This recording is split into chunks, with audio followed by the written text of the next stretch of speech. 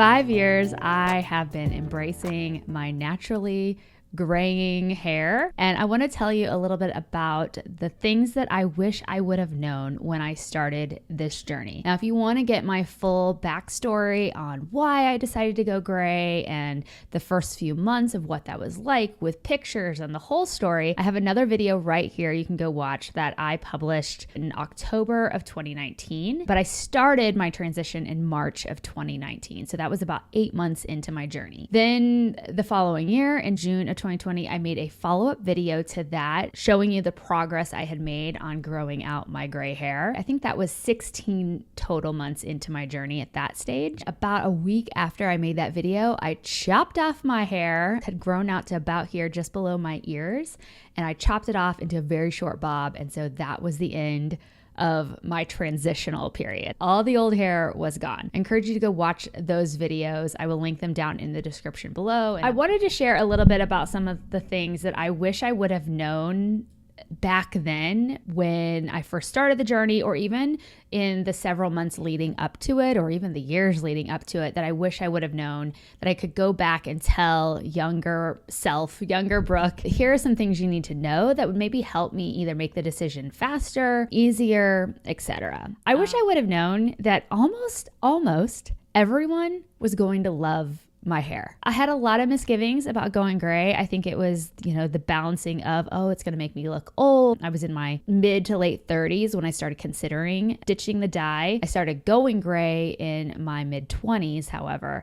So I spent most of my 30s, I spent all of my 30s dyeing my hair, and some of my 20s as well, trying to cover up that gray. I just wish I would have known that so many people were going to say how beautiful they thought my hair was, how they love the color, they love all of the natural highlights and dimension that my hair has. I just didn't think that was going to happen. I thought I was going to get a lot of comments about how old I looked and how brassy and gross and sort of unkept my hair looked, or how my hair made me look unkept. Like I didn't care about how I looked for some reason. Like if you have gray hair, then clearly you've let it go. I had all those thoughts swirling around in my head. And obviously a lot of them come from society and societal norms, but a lot of them are just put on myself, assumptions that I made about what people would think about my gray hair. You're going to get a lot of people saying how much they love it. However, I said almost. Luckily, I've never had anyone, at least to my face or online, how ugly they think my hair is. I've never had that happen. I've also haven't really had anyone in my life say, oh my gosh, what are you thinking? Are you sure you want to do that? The closest thing to it, and it's not really someone saying they don't like it, is just my mother likes to tease me about how much more gray hair I have than she does. She barely has any at all. I lost the lottery on that, or I won the lottery. I don't know. I kind of love my hair. I think that while yes, most people do love it, I know that everybody is in a very different stage of their journey and life situations. And what I have noticed about the compliments that I typically get is it tends to be generational. I go to this coffee shop downtown, and every time I go, the girl that works the cash register, she's always like, oh my God, I love your hair. And the first time I went in there and she complimented my hair, she asked me where I got it colored. And I said, oh honey, this is all natural. This is what my mama gave me. Well, not my mama, my daddy gave me.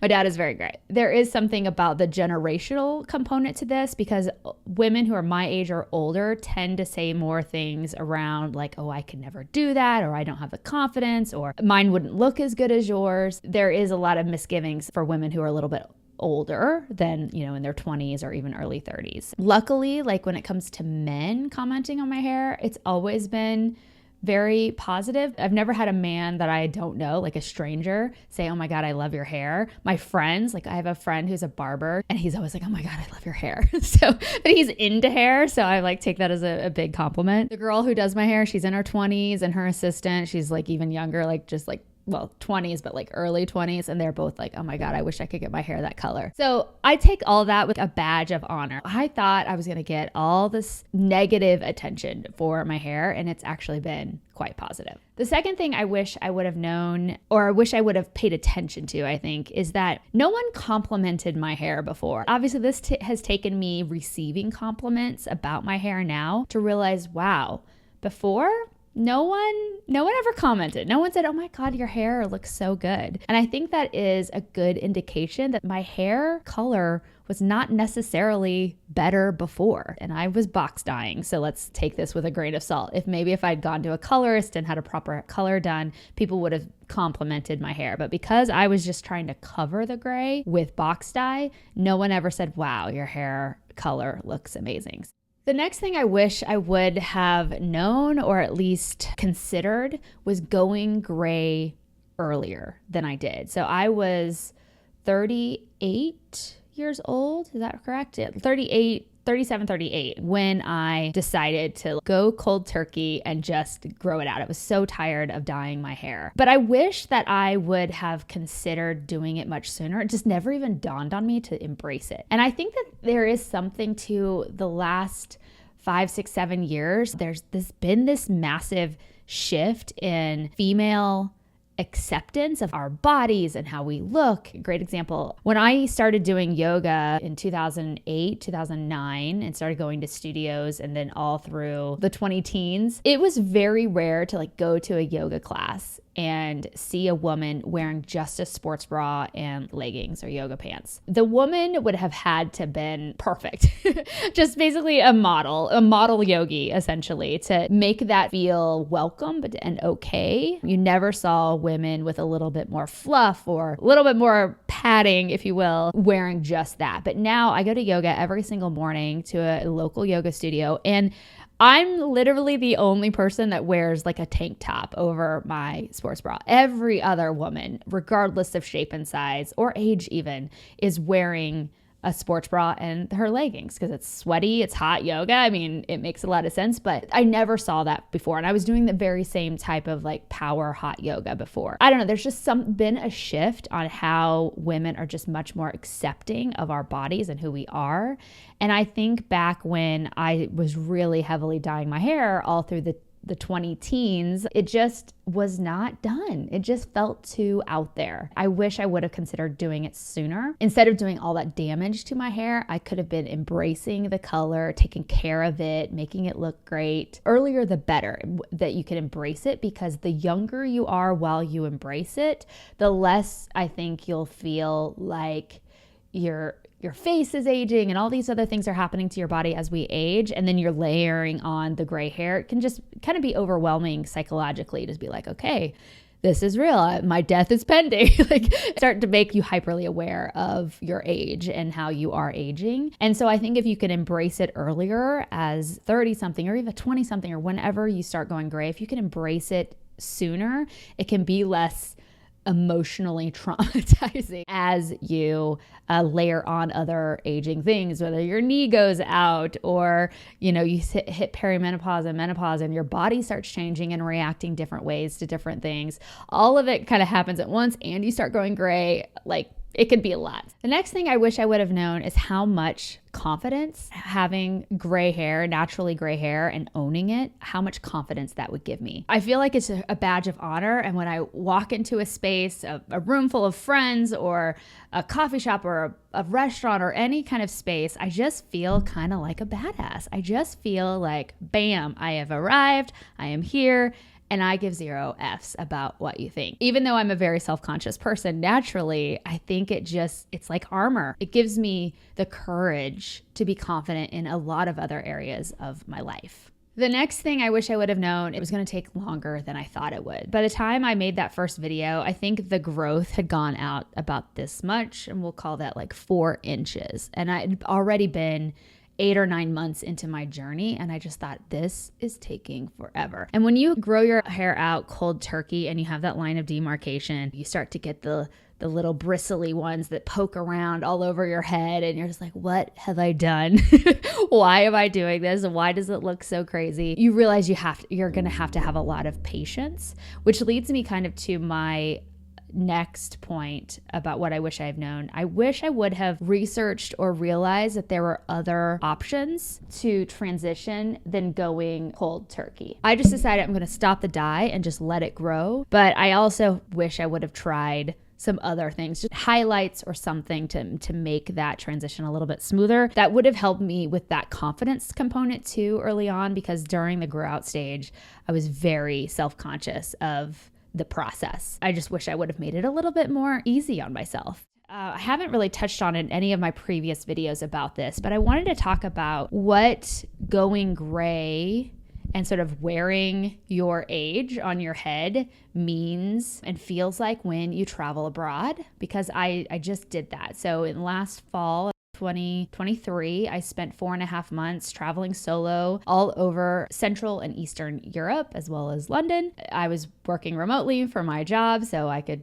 work from anywhere. So I just did. I was living in different countries for about a month, several weeks at a time. No one while I was traveling across these various countries ever commented on my hair. And that might be because of a language barrier, but I was treated like an older person. And in the few conversations I was able to have with people locally, hair came up, or aging in general. Some of those places were not as progressive as the US is in terms of gracefully aging, especially for women. Abroad, it felt like you fight looking old as long as possible, and then you're just old. That's kind of the vibe I got from a lot of places, even looking at society and people watching. It was very interesting how I felt like women were either like all put together all the time with their hair, everything, their makeup, but obviously dyeing their hair, or they were much older and it was sort of like, well, you're old now, so you have to look and behave old.